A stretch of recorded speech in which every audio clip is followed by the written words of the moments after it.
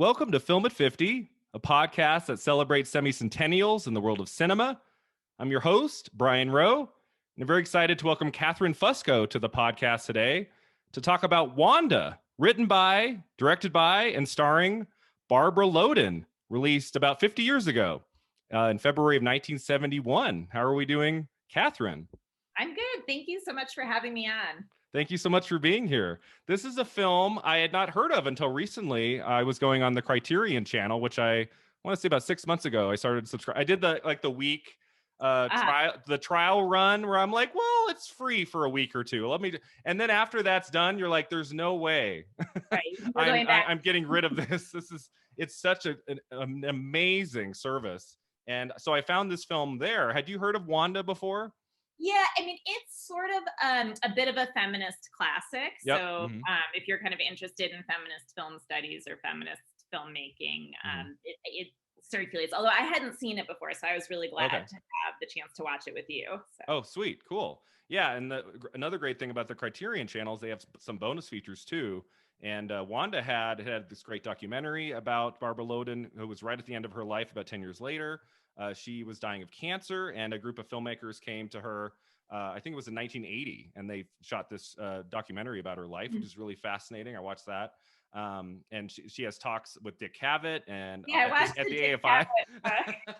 Which we will talk about. Dick Cavett. I don't know how many clips you've seen of him, but yeah, he's a little bit, he's not really giving her due, right? He doesn't know what the movie is. He's like, oh, were those non-actors in that clip? And she's like, that was me. Yeah. He also calls her, he introduces her as the attractive and very determined, yes, Barbara Loden. So that was wild, which we can talk about. But I wanted to start, before we get to the movie, Katherine, I'd love for you to just start by talking about, what role has film played in your life since you were a child to now? And if you have a couple favorites you could share with us, that would be fantastic. Sure. I mean, I'm very lucky to have grown up in a good film city. So I grew up in Rochester, New York, which is home to Eastman Kodak, and also home to the George Eastman Museum, which has a wonderful archive and preservation project.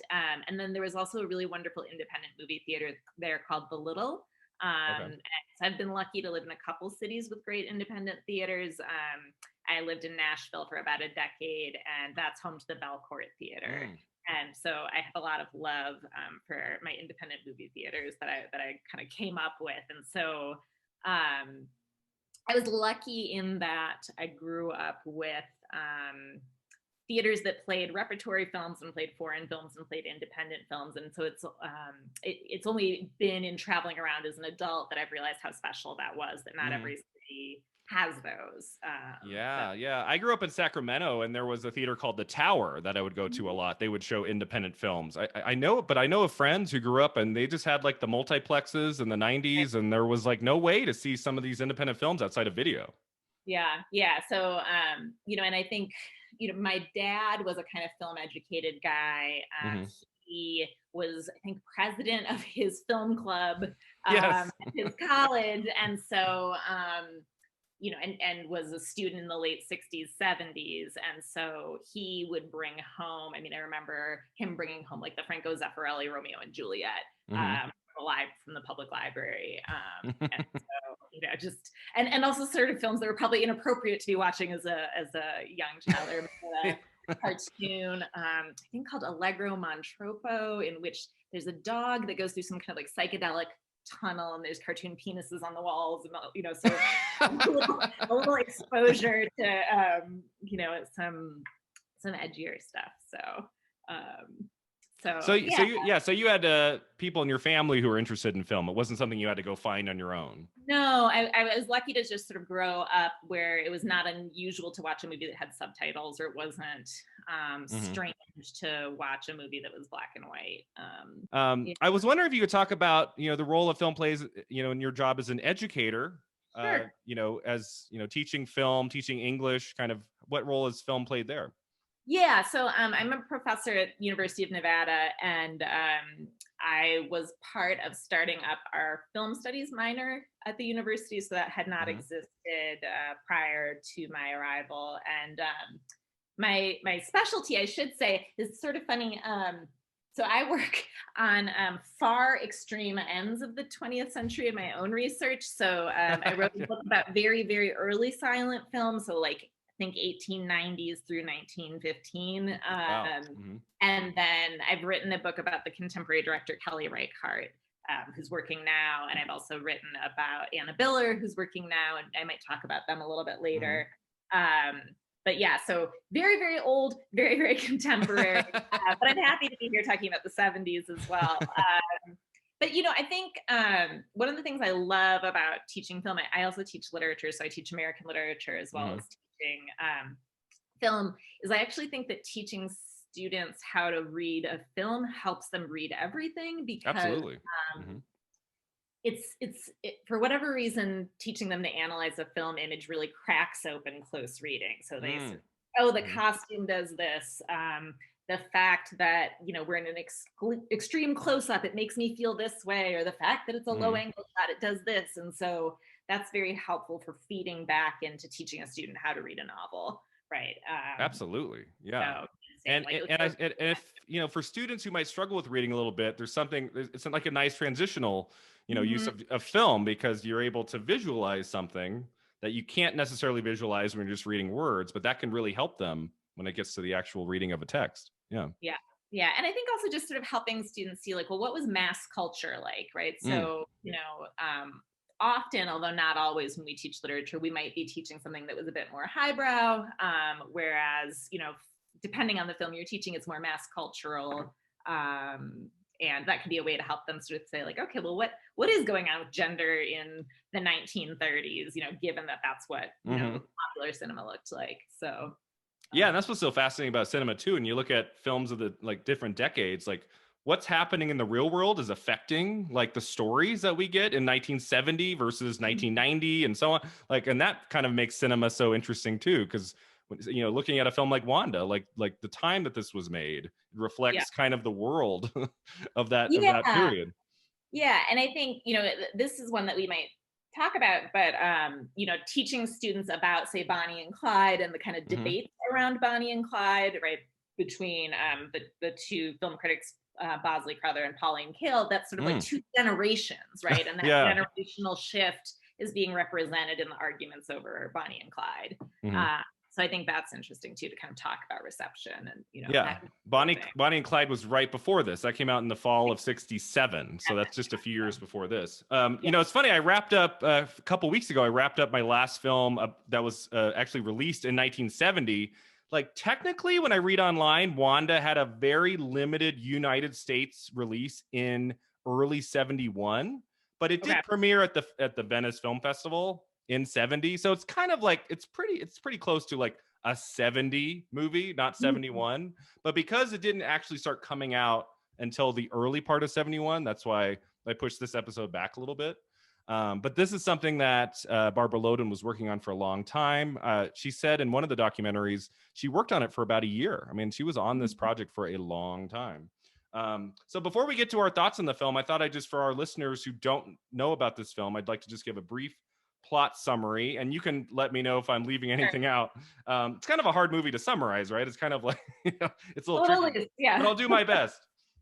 All right, so Barbara Loden plays the title character of Wanda. She's kind of this miserable housewife in rural Pennsylvania who's drifting in her life after leaving her husband and her children. When she's fired from her job at a sewing factory, she runs away with a man who soon thereafter leaves her high and dry at an ice cream shop, right? She naps in a movie theater, and after using the bathroom of a nearby bar, she talks to a man named Norman Dennis, played by Michael Higgins, who she thinks is the bartender, when he is actually robbing the place. She clings to him as he continues on the run. She stays by his side even when he's emotionally and physically abusive to her. He robs cars as she shops for clothes. He visits his father, who refuses to take money from him. Soon thereafter, Norman attempts a bank robbery that goes awry, and Wanda finds herself on a new path that has no clear, happy ending in sight. I try to steer away from like giving away the very end, just in case our listeners want to check out the movie. Sometimes we just have to talk about it. Sometimes, and I think we can I think this is the case of a film we can kind of touch on the ending without giving it super, because it's not like there's not like a twist ending or anything. It's not like something that we can't talk about. Yeah. So that's kind of like the main summary. Is there anything I'm leaving out in terms of other characters or that you think I need to No. touch on? I mean, we see her, I think, kind of like coming loose a little bit at the beginning, right? So she is divorcing this husband of hers Yeah. and leaving her kids behind, but also we meet her staying at her sister's house, Mm-hmm. and it's clear that the sister's husband doesn't want her there. Yeah. He just She's storms out of there. right, right. So he's curious that she's staying there. Yeah. She's been sleeping on the couch. We also see her visit the dress factory where she's been working, and like we learn she's not particularly fast seamstress, and so she's kind of let go there. So there is this kind of like sense in which she's getting looser and looser ties to kind of a stable life. I feel like at the beginning of the film. Yeah, We also absolutely. probably say it's mostly Carbondale and Scranton that that in, right? Yeah. So it's set in Pennsylvania and it's shot there too. Like she went Yeah. on location for this. This is not. Right. There's not some Hollywood backlot here. Like this is like the real place. Right, and it's mostly non-actors, right? She and Mr. Dennis, the guy that she takes up with, are the only professional actors. Well, watching this, I thought that his performance was so strong. I was like, wait, he's an actor, right? And so I had to like look. Yeah, okay, he was an actor. Yeah, but a lot of the supporting characters. Yeah.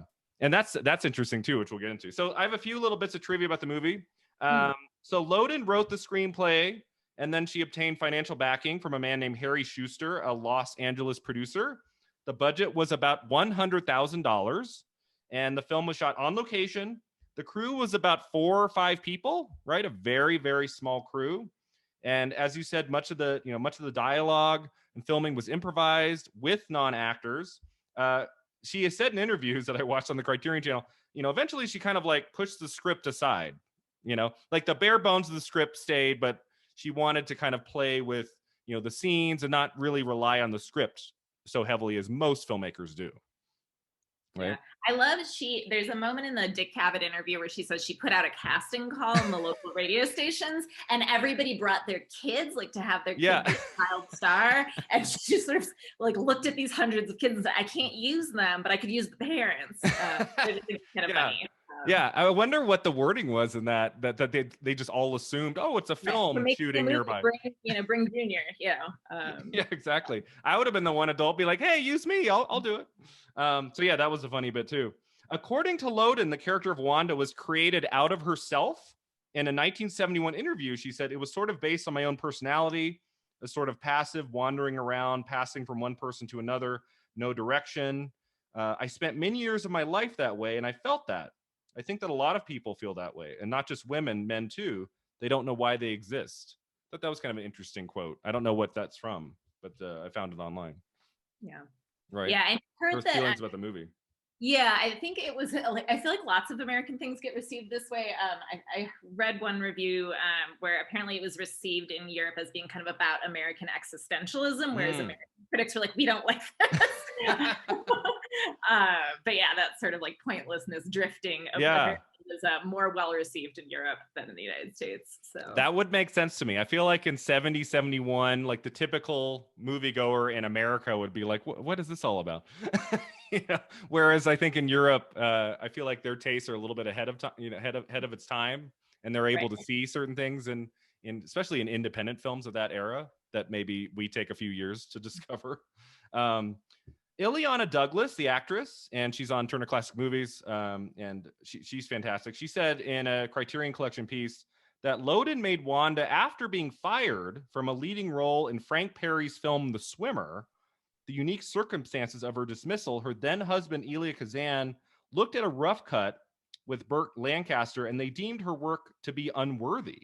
So she was replaced in that film by Janice Rule, and her scenes were reshot by Sidney Pollack. Loden was trying to regain control by taking her art into her own hands. She communicated her feelings of desperation by playing this aimless and lost soul. She rescued herself by writing and directing and starring in her own film. I thought that was kind of an interesting quote from Ms. Douglas. Did you know that about her being cut from this film? No, I didn't know that. I mean, I've heard some things about her husband, because he sort of got to control the reputation of this film a bit because she Mhm. died of 48, I think. 48 in 1980. Yeah. So I think the story is sort of that Kazan took a fair amount of credit, like sort of said, "Oh, it was my screenplay," and then she Yeah. made it hers, and Uh-huh. so I think that's a bit controversial. Yeah, so we don't know 100% what the case behind that is, but Kazan after her death was saying like, "Oh, this was my script," and it's like, what? Yeah, yeah, I yeah, mean, we'll never know. I mean, we don't know. Like, we weren't there watching her write it, but it feels very much like her film, right? right, I would yeah, not. and Why would Kazan have written this piece? That doesn't make sense right, to me. right, and her sort of feelings of this as her psychic experience, right, is Yeah, seems exactly. true, but So the first cut of the film was 3.5 hours long. Loden filmed an alternate ending in which Wanda is accosted by the police at the roadhouse, but she deemed it too corny and opted to conclude the film instead with what we get in the movie. Probably the right call, right? I'm always like intrigued by these filmmakers when they have like a rough cut, they get in the screening room and it's 3.5 hours, 4 hours long. It's like, oh my God, it's got to be just painful. Like, how do you know what to cut and what to keep? It's got to be a long process, right? yeah, no, I think she made the right call. I think it, without giving anything away, it feels truer. Like it feels Yeah. true to the kind of texture of the Yeah. world she's building. Yeah, and we'll get into it. There's like a little bit of genre in this movie. Like there's a couple scenes where you're okay, I've kind of seen a scene like this before. But yeah, the way that this film ends feels very much true to the vision of this movie. And if she had opted for a scene that was more like plot driven at the end, that wouldn't have felt right. Yeah, Would you agree? yeah, yeah, right. Because she is sort of floating. It is that feeling of floating, and the plot does work that way a bit as well. Yeah, So exactly. Wanda premiered at the 1970 Venice Film Festival. It won Best Foreign Film. And in 2017, the film was selected for preservation by the National Film Registry, which picks a few films every year, right? That it deems historically significant. And Wanda was chosen in 2017, which is fantastic, right? For a film that didn't actually get like a real it didn't actually get like a run in theaters for very long. I mean, it might have been one of those where it played in like one theater in a major city for a few weeks or something, but um for a film like this, it really kind of came and went to be rediscovered year after year, decade after decade, and now I feel like a lot of people really know about this and Barbara Loden's yeah, work. I think it's been picking up steam. My sense is since the Criterion kind of has pushed it a bit. So Yeah, as I said, that's how I discovered it. So I think that, I mean, that's another important thing. The Criterion Collection, there's so many great films that I would not have found without their stamp on it, right? Would have been difficult to, I'd have to do a lot of reading on a film like Wanda to really track it down, but Criterion Collection is right there. So I can check it out. All right, so what did we think of Wanda, Catherine? What you said you had not seen this before. Kind of no. what was your take on this film? I really liked it. So I think I don't want people to think it's totally grim or so I looked up, so Pauline Kael, who I mentioned earlier because of her role in the Bonnie and Clyde kind of debates, did not like this film. So Okay.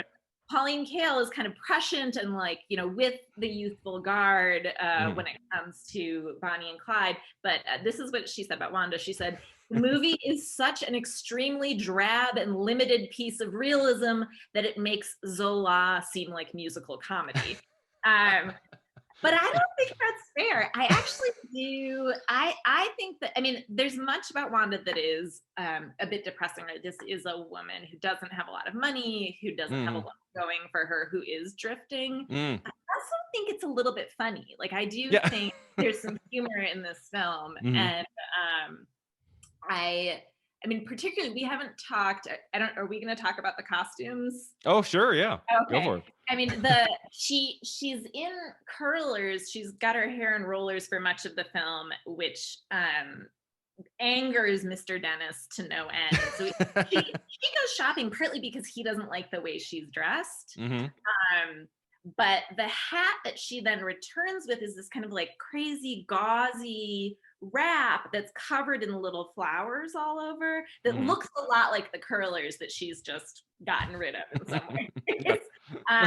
But also there's just all this stuff about her eating in this film that I really love. Like I love this is a film that's sort of like she doesn't have a lot going for her. It's not clear what she wants, but she is a woman who has some appetites. So like as Mr. Dennis is robbing the bar, the true bartender is like on the floor and Mr. Dennis is holding a gun on him. And Wanda's just leaning on the bar, eating somebody else's leftover chips from the chips, bowl. yeah.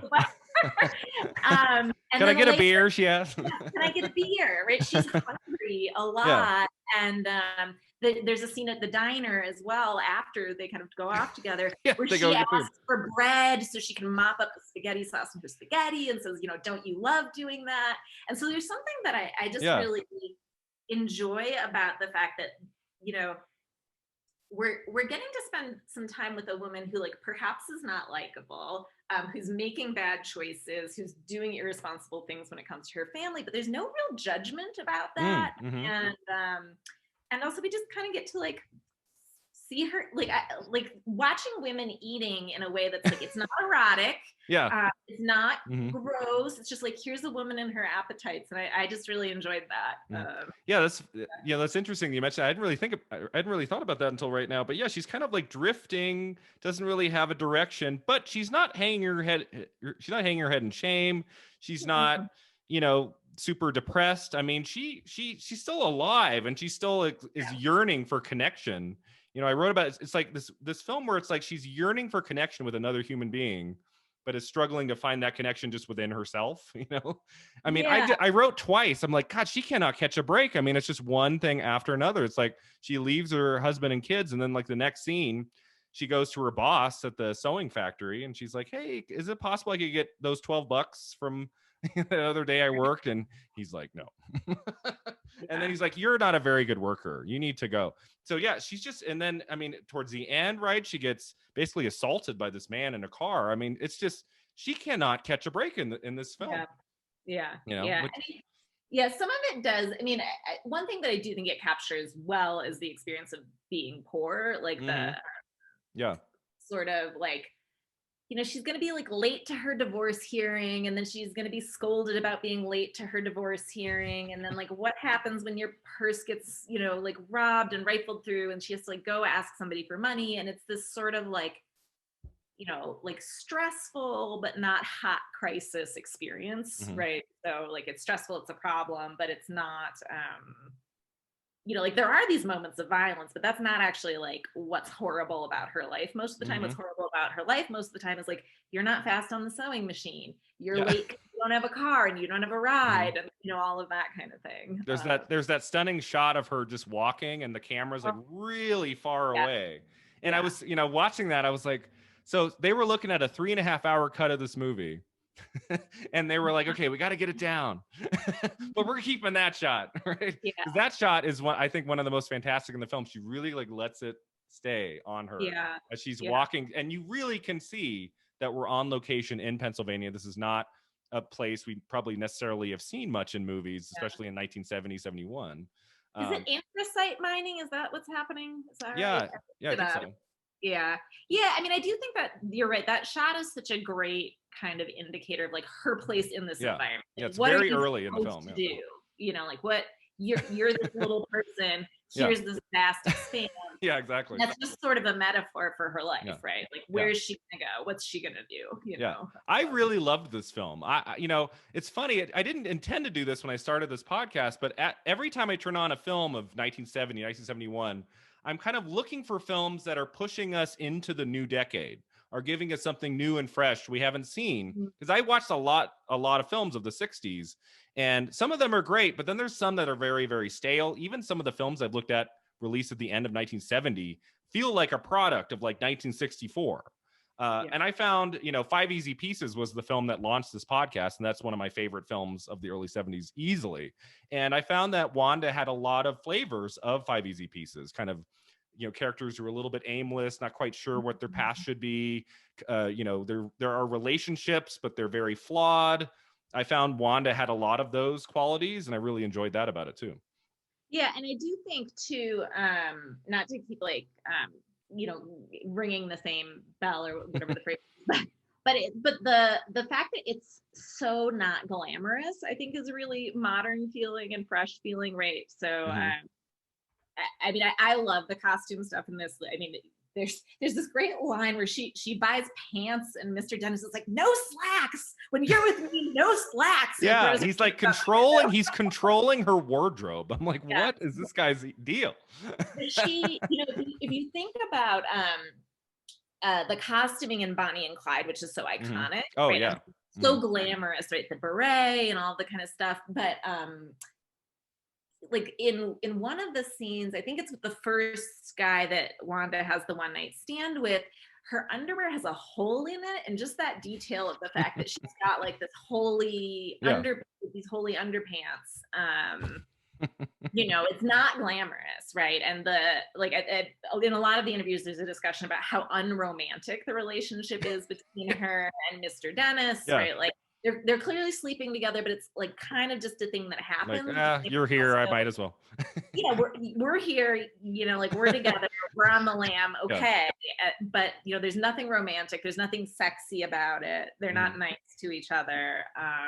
And nor is it like rapey, right? It's not. It's just it's kind of a casual thing. Yeah. And you talk about attention to detail, and that's something I always look for in films, and this one is just all over the place. Like the actor she uses, the non-actor she uses, and those bit parts, like the guy who plays his dad is such like an interesting figure.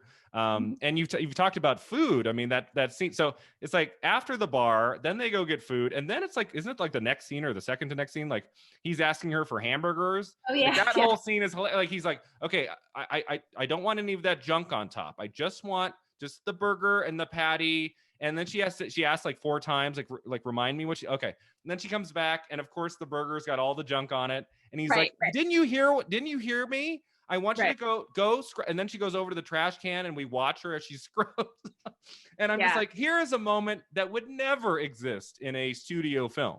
No, but I feel like it tells us so much about both those characters. Like especially right as we're meeting him, we learn a lot about who he is as a person. Yeah, and he's kind of great. We haven't talked about him much, but he's kind of a great character too, right? He's super neurotic, right? He's got, does he have a migraine or something the whole time, right? He's very pathetic, right? They're both pathetic. I wrote the word pathetic too. Yeah. Kind of this pathetic loser who's just like being awful to her for no reason. Like he should be like grateful for her to come along, Well, I think that too about the violence in this film. So like the violence is very sort of ineffectual in some ways, right? Like they're not good at being criminals. Yeah, not at all. And it reminds me, who's the director? Have you seen the more contemporary movie Blue Ruin? Or the guy also did the one about the same director who did the punk band that like gets stuck with a bunch of skinheads and they have to fight their way out. Green Room. Green Room. Yeah, I forget the director's name. I know of the films you're talking about. Yeah, he's a great one. Those films too, like there are these people who get swept up in situations that are violent, but they're very bad at doing violence, and so like the violence is frequently kind of like coming back at them. Whereas in most Hollywood movies, like people just magically know how to shoot a gun. They know how to have a knife fight. But I feel like in this, I don't want to spoil too much, but there's a device that gets made and it's ridiculous looking. Like it's such like, a poor explosive device, and so they're just like, they're not very good at doing violence, they're not good at being criminals on the run. That scene made me smile. I'm like, okay, we're going here, Barbara. We're going to like dynamite or like the explosive devices in this house. I'm like, okay, go for it.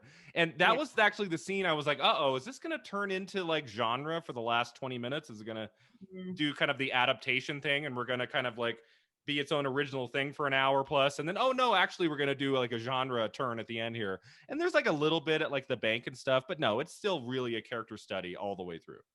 Yeah. So in terms of like theme, in terms of like what, like she spent a year on this film, like we've talked about a lot, like kind of the drift, her drifting through life and trying to find connection. Like anything else you want to add just in terms of like theme or like what is this film like capital A about? What is she trying to get across to the viewer in this movie? Yeah, I was trying to think. I wrote down a couple lines that stuck with me. So there's a point. So he's a robber, right? He's stealing money. She, on the other hand, has this line where she says, "I don't want anything. Mm-hmm. I don't have anything." Right? He's sort of asking her about like her kind of material aspirations, and he said, "You're not a citizen of the United States. You might as well be dead." That's his response to her saying, "I don't want anything. I don't have anything." And I just think there's something interesting about the fact that she's not like upwardly aspiring in Mm-hmm. any particular kind of way, right? This is not a story about a woman who's down and out and like trying to get to the middle class or trying to get her kids. Yeah. Mm-hmm. And so I don't know that it's exactly a critique, but Mm-hmm. he clearly is trying to get money, and it's kind of unclear what he even wants it for, Yeah. or like there's something interesting to me about And he tries to give his dad money, and his dad's like, I don't want that yeah, money. yeah. There's just something interesting to me about her lack of ambition, Mm. and like how uncomfortable that is. Right? I think it's uncomfortable for critics and viewers. It's Yeah. uncomfortable for the other characters in the movie. They're like, well, why don't you want to show up for your divorce proceedings? Yeah. Why don't you want money? Why don't you want like why aren't you a striver? Right? You're slow at sewing, and there's just this way. There's something Mm-hmm. interesting to me about how this character Wanda is sort of like refuses to be swept up in any kind of Yeah. ambition. And I kind of, that's interesting to me. I don't know, what do you think? What's your Yeah, no, and I also, I was kind of thinking alongside the same. I mean, this is such a striking film because she doesn't have a clear ambition. Where like we're like taught in screenwriting class to like, okay, they need to have a goal and they have to right, get there. There right. has to be an evolution. Like, she's not super different as a character in the last scene of this movie that she is No, at the beginning. It's not like she has this epiphany in the last 10 minutes of like, oh, I know what to do now, which most yeah, filmmakers, screenwriters would do that. That's why I feel like it's, especially of 1970, 71, where there's a lot of kind of like, middle of the road studio films that, mhm, just go, people would just kind of sit and watch and not think about too much. This is one you kind of have to watch closely and kind of see, how does she evolve as a character? It's a lot more subtle than in your typical film. But I was just thinking like, as I said, most films, they have characters who have some sort of a goal, who have some sort of drive, and in this case it's kind of like she's saying, no, you don't, not all of you have to know exactly what your place in the world is. yeah. I do think there's an interesting dark side to that too. I think one Mm, of the things in one of the interviews that she talks about is how when you're a woman who's drifting in this way, sometimes you like having someone tell you what to mm, do, even if that person isn't a good person, and you're yeah. just kind of floating around until you encounter somebody who's going to tell you what to do. Mm-hmm. And so I do think there's this kind of like dark side to that Mm-hmm. feminine passivity that she's Yeah. exploring, which is like, how does that then get swept up in violence or like become supportive of violence, right? Because she just like bumps into different men who are differently violent. Like sometimes she's participating in the violence, sometimes she's the recipient of the Mm-hmm. violence, but there is also that piece too, right? That there's like the susceptibility of being an aimless person to strong violent personalities, Mm-hmm. right? Yeah, and it's not like she just wants to be on her own, right? She's always kind of like actively looking for the next person to kind of come into her Right. life. And that's why I find the ending so moving, because Yeah. she's surrounded by people at the end, but she doesn't really seem to want to get to know any of them. She's just kind Mhm. of like in this crowded space by herself. Yeah. Right? Yeah. It kind of goes back to that opening shot of her just walking. I don't know. Mhm. I found that there was some like, there was kind of a similarity to that last scene to that opening where she's walking to work. Kind of Mhm. interesting. Yeah. Yeah. Yeah. No, I like that too. Yeah. So next I want to ask you about directing. So she was, I believe, the first woman to write, direct, and star in her own film, at least from what I read. Are there other uh women that you know of before 1970 who wrote the screenplay, directed the film, and was the main character in the film as an actor? So I don't know about the starred in piece. So I Okay. will say, and this is a caution, that there are women who have been doing recovery work in the silent era when Hmm. there were more women directors, Yeah. and so Hmm. I think a lot of times we do have this narrative in film history where it's like there are no women directors. There have never been women Hmm. directors. Um, and I actually have a reference if people want to check it out.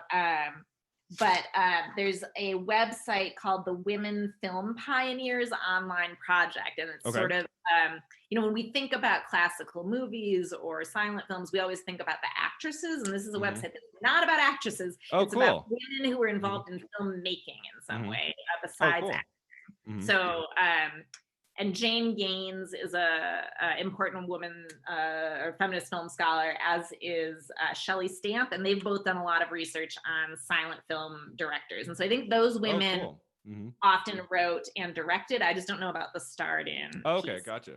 But yes, silent film directors like Louise Weber and Alice Guy Blanchet are two names. And people, if you're interested in let's check it out.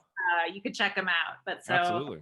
But I don't know about that kind of triple threat of but it's it's very much definitely rare at the time. Right? I mean, and that's true of men too. I mean, to write and direct and star in the movie is tricky for anybody. And in this case, what I was I'm so amazed by, it's like she writes the script, she gets the funding, and she takes it on as a director, and she, I think, is fantastic in the film as a performer, but it's also the way it's shot is really unique. What did you think of her directing of this movie? Oh, I love this. I mean, I love the choices of it. I think it's a beautiful movie about a not beautiful place and not beautiful people, I think, right? I mean, yeah, exactly. And I do think, in that, as I said before, it has this kind of realism to it that I think feels very true, while also being a little bit witty sometimes, choosing smart details. I mean, the movie opens, the first sound we hear, if I've got this right, is a baby crying. It's really interesting, right? Like that it's sort of her sister's child. Yeah, the sister's child. It takes you a little while to figure out, like, who is this going to be about, right? Yeah. And it doesn't open on her. Like, it opens on, like, the sister. Like, we have, I'm like, which one's Loden? Oh, okay, there she is. Yeah, we meet her leg first, right? It's a leg hanging on the couch. So, I just think there's a lot of smart choices that she's making. And also, being willing to star in a film where the character you're playing is, it's so unflattering, right? It's, very unflattering, exactly. Yeah. She is absolutely stunningly gorgeous, and she could have played a bombshell. She could have made any kind of film. Right? I mean, this guy gives her $100,000. I don't even think the financier read the script. So she could have made anything she wanted. She could have made a film where she looked beautiful all the way through. Right. And she the choices she makes in this is so interesting. I love the handheld in the movie. There's a very documentary-like feel to it. A lot of immediacy. And it really feels like of that era, right? It's you really get the sense of that time period and this place that we're in. It looks like a 70s film in some ways because of the zooming, right? There's a lot of like telephoto kind of zoom stuff. Yeah, I'm glad she shot it in color. In one of the interviews, she said she was kind of thinking about black and white, but she made the choice for color because someone said that, well, it would never be able to sell if it was in black and white because they it couldn't air it on TV or something. I mean, I don't know. I mean, the film might have looked, I mean, there's not a whole lot of black and white films come 70, 71. I mean, The Last Picture Show is probably the most famous film of 71 that was shot in black and white. But after the mid 60s, you don't see black and white very much. I don't know. There's something about the color in this, the kind of the graininess of it I like. And is there a score to this movie? There was no score, right? It's just all, if any music you hear, it's like playing in the bar or whatever. It's in the background. Yeah, that's right. And I actually thought that added to some tension at times, like when their relationship is strained and when he's in the bank, like in a typical film, it'd be cut a lot quicker and you'd have score and you're kind of like, oh, like it feels like it's really happening and she's outside and you're like, well, what's going to come of this? I liked that about her directing too, was like, no, we're not going to have a composer for this. We don't need one. No, I mean, there's a way in which like there is not recourse to style, right? Like there's no break by going to kind of traditional film style in that way. Yeah. And I also admired that she kind of, as I talked about a little bit, she pushes into genre a little bit with the the way she meets the robber of the bar, and then he's like robbing these other places and she's kind of going along with him, and it's like Barbara Loden's like, okay, I'll give you like a little bit of a through line, like there's a little bit of plot here, but really I'm just interested about the characters. This is not going to be a movie where the third act is all about the big bank robbery, right? No. There's going to be a little of that, but it's not really about that at all. I really like that choice too. Yeah, it's also a road movie that stays in Yeah. Pennsylvania.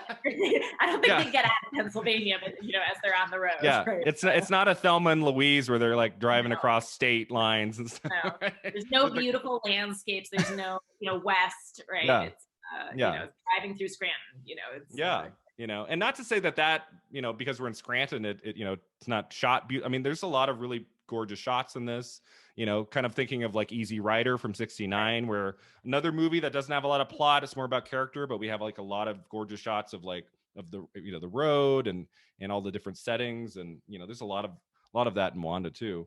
In terms of performances, we've talked about them, but in some depth. But anything else you wanted to add to those main two performances? What does Barbara Loden do well? What's the guy's name? Yeah, so Mr. Dennis. Michael Higgins. Michael Higgins, Yeah. an actor I am not familiar with. I should have looked up his filmography. I don't know if he's done. He's done some stuff. I don't know that he's led a lot. I think he started supporting roles. Yeah. So okay, but I thought he was terrific in this.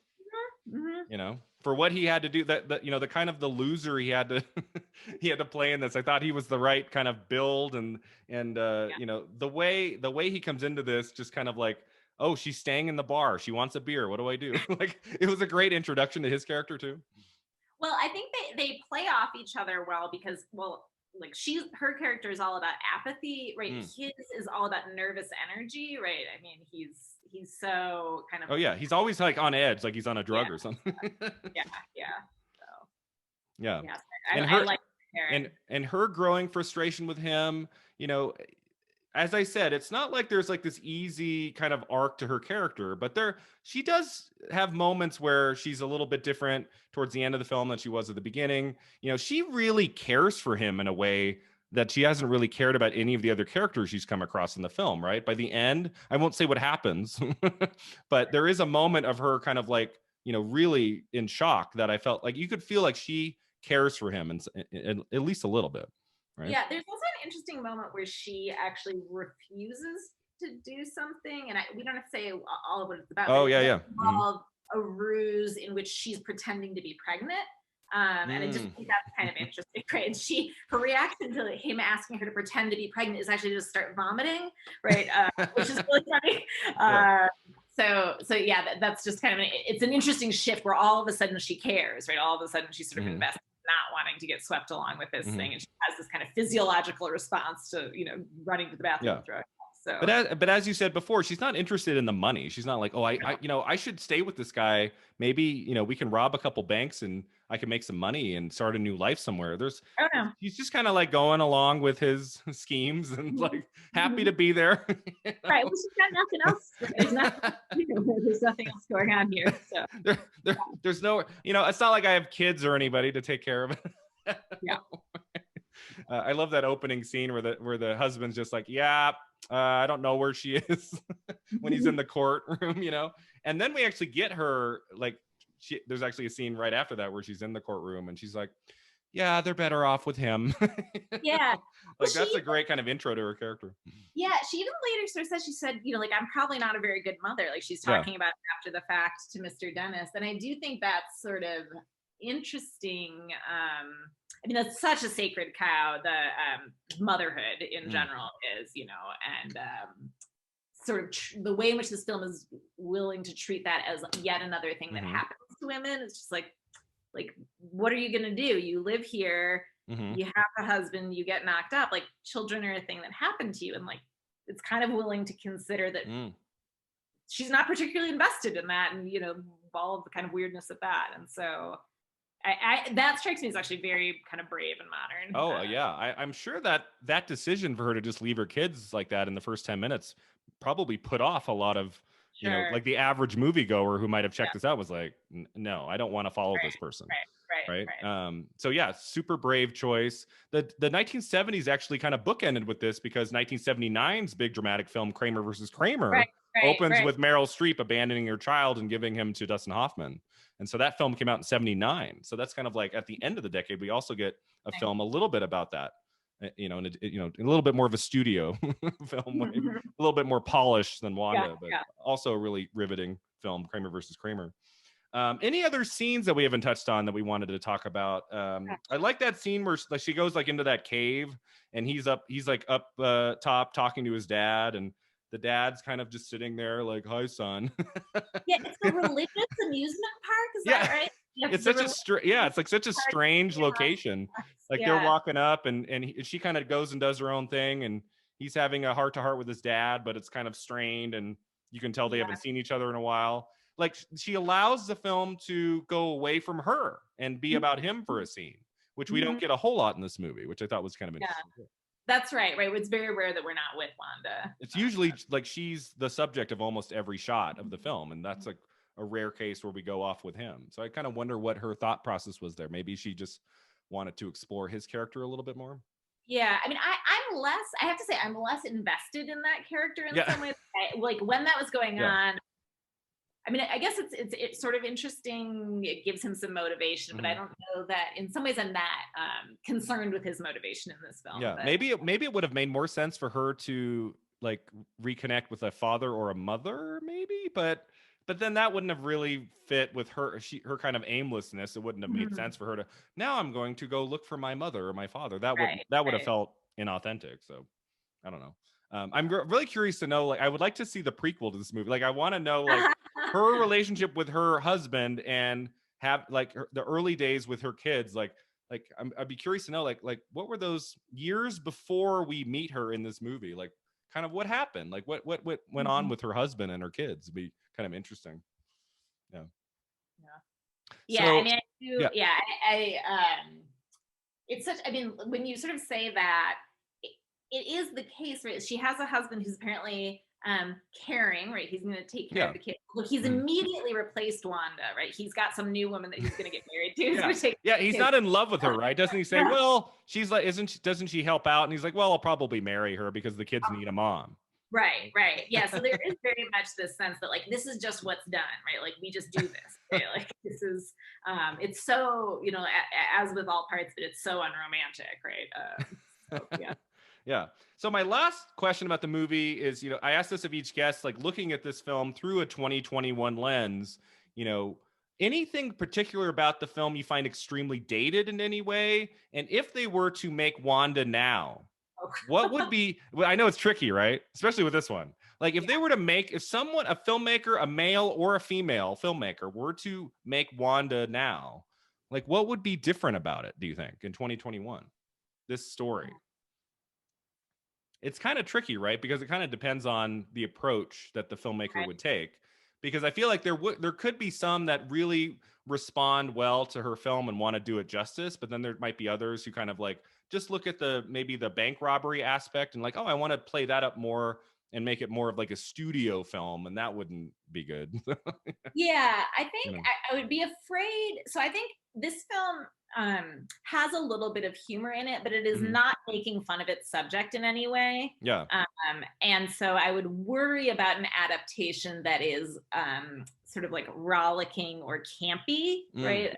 Or that's sort of like, look at these people, look at Appalachia, Mhm. and is sort of poking fun, which this film absolutely is not doing. Mhm. Um, the humor is much more about sort of, odd things that happen or, like the way she kind of circulates in scenes, but it's not really making fun of her ever, I don't Mhm. think. So, yeah, so I do. I mean, it's hard for me to imagine a big budget version of this film, to be Yeah. totally honest. A 50 Yeah, million dollar remake no, of Wanda. no, no, no. Yeah. So, Yeah. it's, I think, anything slick doesn't seem like it fits. It feels like it has to be Yeah. this kind of If fake. it's slick, just do your No. own movie, right? Like Yeah. it wouldn't make sense to have it be Wanda. Mhm. Like I could see like a younger filmmaker wanting to like maybe update it to the 2020s Yeah. and like take some of the similar ideas, but I don't think you would want it to be a remake. I think you could still do your own thing. I think this film, maybe more than any other I've looked at for the podcast so far, it's very much of its filmmaker, of Barbara Loden. This doesn't feel like something that anyone else should try to do something with 50 years on. I feel like this should stay with what it is. It's her film. Yeah, and I don't think I don't think you could put a recognizable actor in it and have it work either, right? I think so much of it depends on that kind of feeling of Yeah, authenticity. I was thinking of that too. We haven't talked about that, but yeah, Barbara Loden, I think she has one major film credit in Splendor in the Grass, but she was Mhm. more of a stage actress. I guess she won a Tony Award for After the Fall, where she played Marilyn Monroe. I believe that was 64. But yeah, I've seen Splendor in the Grass. I don't know like how many scenes she's in that, but that was a new face for me. I was not really familiar with Barbara Loden, so that I think made the film work so well too. Is that if that were Jane Fonda or like a major actress of the time who I knew, it would have taken me out of it a little bit. And I like that about it too, that I'm really not familiar with anybody I'm looking at in the film. So it became very believable for me, you know?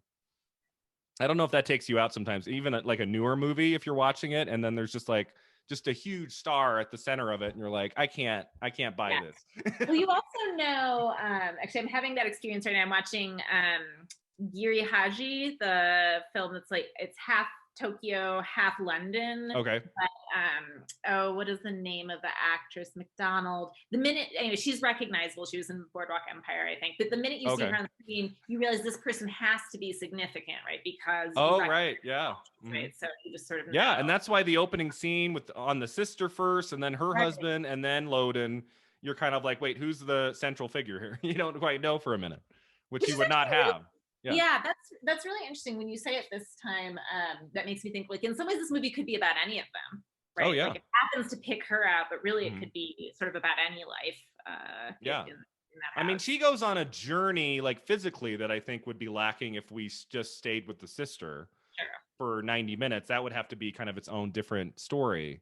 But yeah, I mean, I like we just get a very brief glimpse of the husband who just seems like a total jerk, and I was kind of interested in him a little bit. Like, what's his story? Where'd he come from? You know. So yeah, this is a case of a film. You could kind of go in different directions, and it could be its own thing. Yeah. All right, so that takes us to our final two segments. The first one's called the Divine Double Feature. That's where we pick a more contemporary film that you think would make a really good double feature with Wanda. When Wanda ends, if someone wanted to watch a second film that's a little bit newer, beyond the 70s, what film would you go with? What would you like people to take a look at? Sure. So I had actually two Yeah, picks. two is good. So two picks. So Yeah, if you wanted a triple feature, triple feature. the the the one that seems like a clear homage to this is Kelly Reichardt's first film, River of Grass, Okay. which is also a semi lovers, semi on the lam Mm-hmm. crime, poorly executed, but it also begins with a kind of the female protagonist is very much drifting. It's set in Dade County in Florida. Um, and she also kind of walks out on her kids. And much of the film is about how she and this man, this kind of hapless young man that she takes up with, can't actually even manage to leave the Miami area. They're like so bad at going on the run. And it turns out that they maybe haven't really even committed the crime that they think they've committed. But it's a lot about how like they don't actually like have the money to pay the toll to get onto the highway that would allow them to kind of go on their run. And it also, you don't think of Kelly Reichardt. So if people know Old Joy or Meek's Cut Off, Wendy and Lucy, you don't think of her Wendy and Lucy is yes, that's a amazing. great film. Yeah.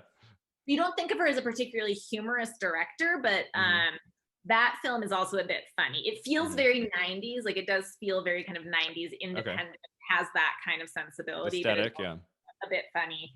She's also somebody who works with really low budgets, likes to do her own thing, has a kind of close group of collaborators that she works with again and again, and has said basically that she doesn't like big budgets because then people try to control what you're doing. Have you seen her newest film, First Cow? I haven't seen it yet. I haven't seen it yet, but it's popping up on a bunch of top 10 lists. So I'm gonna check it out. Yeah, it is. It's supposed to be wonderful. Yeah. Yeah, and then my other one for these are very different movies, but in terms of the do-it-yourself aesthetic of somebody who's doing all their own stuff, I would recommend the films of Anna Biller, who's a contemporary director. So she made the film Viva in 2007, which is it looks a lot like a 1970s sexploitation film. Okay. And it's about a bored housewife who just sort of goes on like has a series of like orgies and things happen to her. Okay.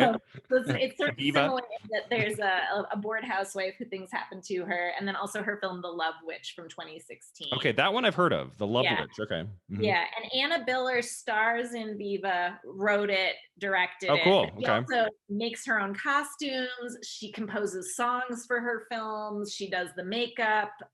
She does animation for one of the films. Like she Oh, does wow. everything on her films. She's doing the catering. She's doing the catering. There's a lot of 70s food, like cocktail weenies and jungle molds in Viva, and I think she did do the food. That's hilarious. So those two directors, Kelly Reichardt and Anna, cool. both do so much of their own stuff. So yeah, I'll definitely check that out. The one I picked was a film I just watched a couple months ago. I really loved it. It's called Queen and Slim. Have you heard of this? It came out in 2019. It's also kind of a crime drama on the road. Two people. They're a little bit more of a couple in the film.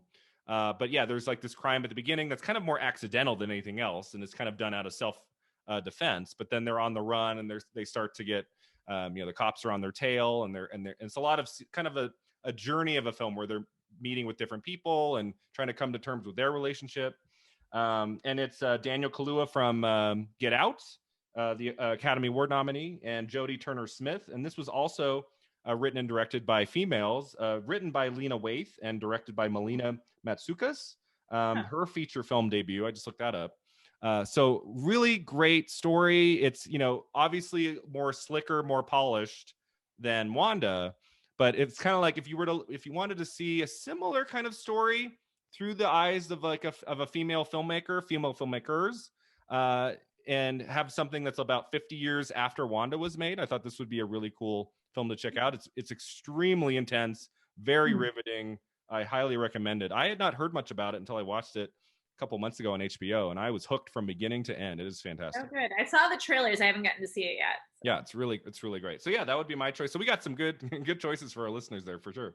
So our last segment is called Beyond the Flick. I thought we would talk about kind of the cinematic landscape of the 70s of female filmmakers and kind of like, what are the differences between then and now? I'm not like an expert on all the major, figures in cinema of female filmmakers of the 70s. I do have a list of some of their films that were made. I mean, Elaine May is a big one, right? Elaine May, who kind of got her start, she was on stage working with Mike Nichols. She would go on in the 90s to write one of my favorite movies, The Birdcage, with Mike Nichols. In the 70s, she directed at least 2, if not 3 feature films. And these were studio films with Walter Matthau, right? And, huge stars of the time.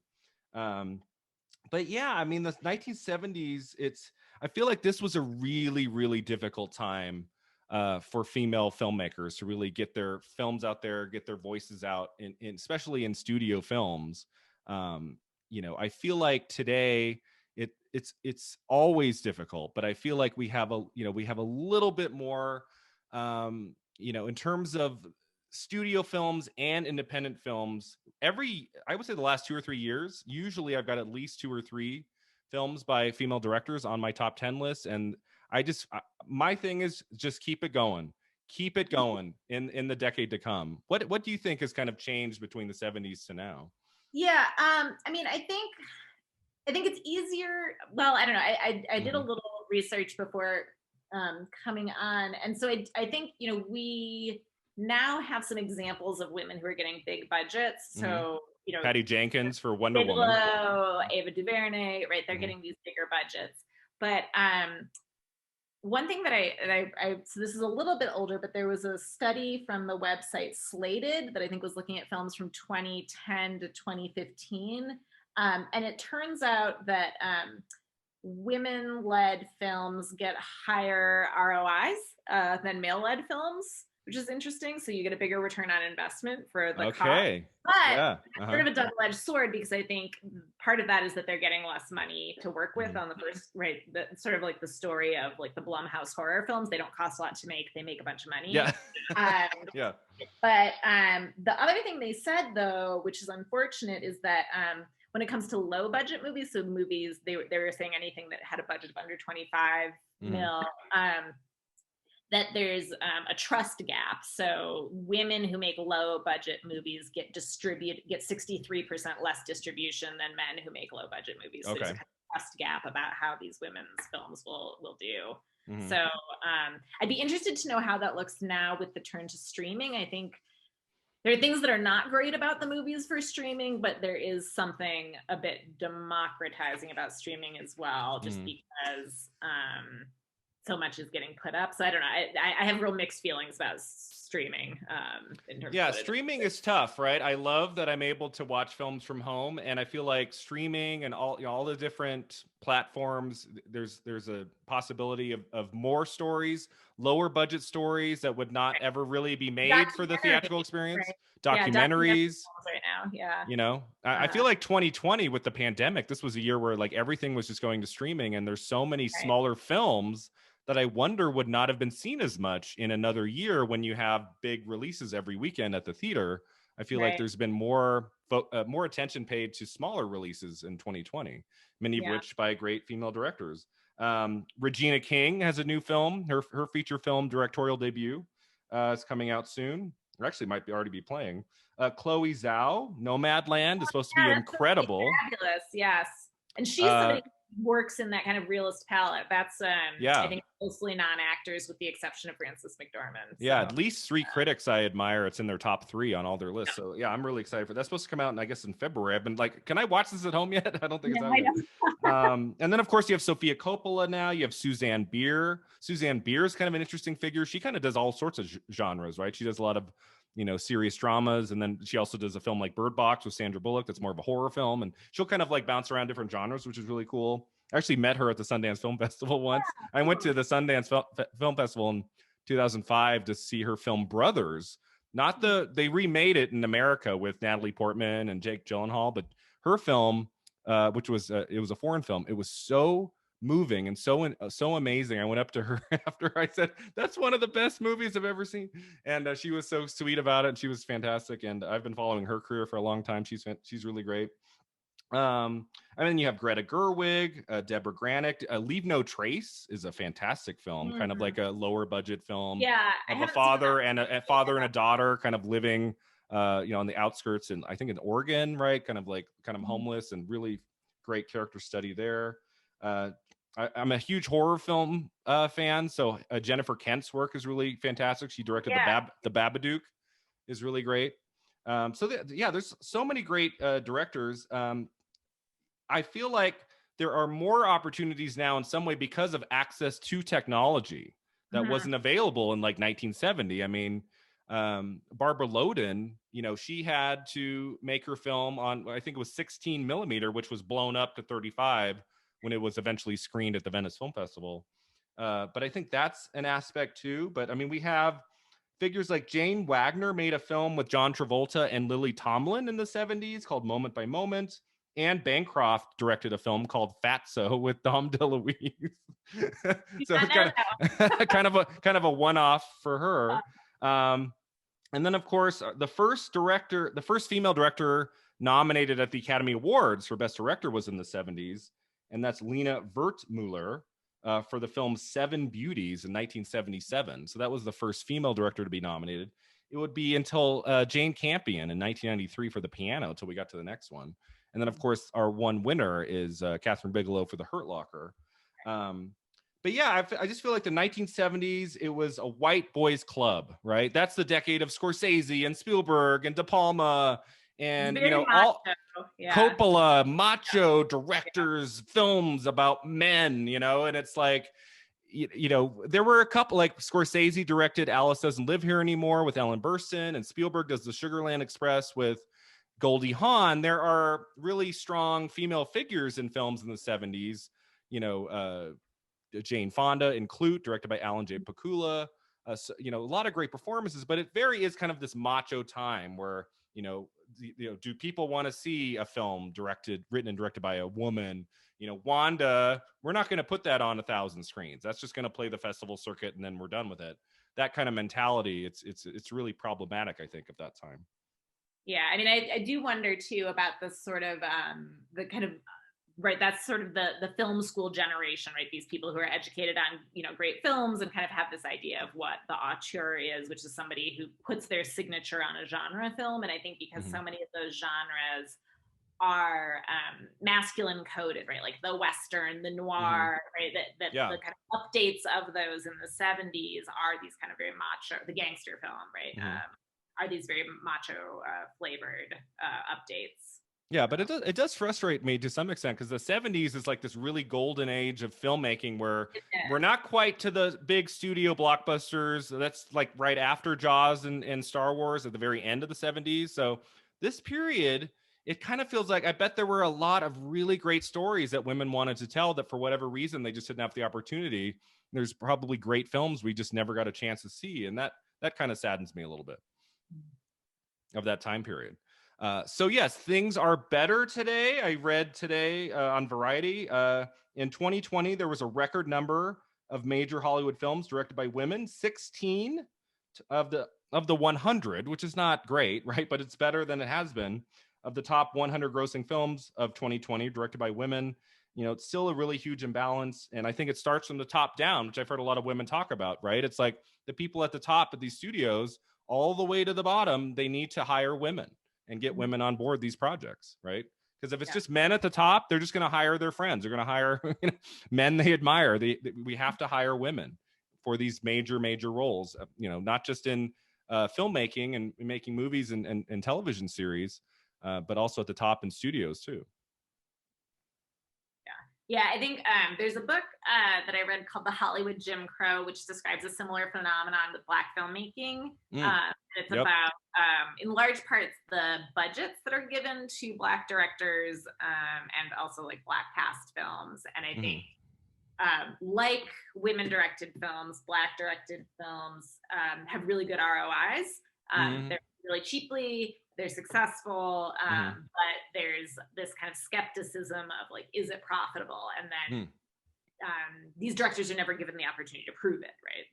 So, and I feel like a male director can have 3 or 4 flops in a row and will be given another chance. But if a female director struggles once, it's like it's really hard after that to get another project off the ground, which is really frustrating.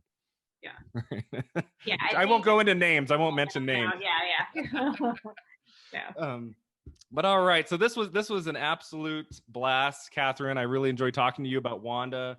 If I just thought to kind of end here, maybe just if you could talk about your books one more time, or just give like you don't need to tell us like where we can find you on the socials or anything like that, but if you don't want to, but yeah, if you could just, for our listeners interested in your work, if you could just tell us maybe a little bit, maybe the titles of your books or where we can find those online. So again, it's Katherine Fusco. I've got a book out on Kelly Reichardt, who I talked so much about. It's just called Kelly Reichardt. It's with the University of Illinois Press, and it's co-authored with my good friend Nicole. And you interviewed her. You interviewed her. Yeah, right, that's fantastic. Yeah, and I've gotten to also interview Anna Biller a couple times. So if you look for my name, I also write about motherhood and pop culture. So I've written about A Quiet Place. You wrote a fantastic piece about Hereditary. Yeah, which was my favorite film of 2018. I love that movie. It stays with me. Nobody should be up in a corner of your ceiling. It's very traumatizing. So. Yeah, it was on just a couple nights ago. I watched like the last half hour. It was on TV, and boy, whether you like it or dislike it or what, that movie sticks with you. That's stays with you. You can't get up and go to the bathroom in the middle of the night without where is Tony Collette in your house. But so if you look up my name, you'll see some of my writing about popular films. But Hereditary and A Quiet Place, I've written some popular stuff on. Cool. So, well, thanks again, Katherine, and thank you all for listening to Film at 50. Yeah. And we can you can check out the podcast online at filmat50.com, all the socials, and check out our Patreon page where we have bonus episodes every month. Until next time, remember, 50 never looked this good.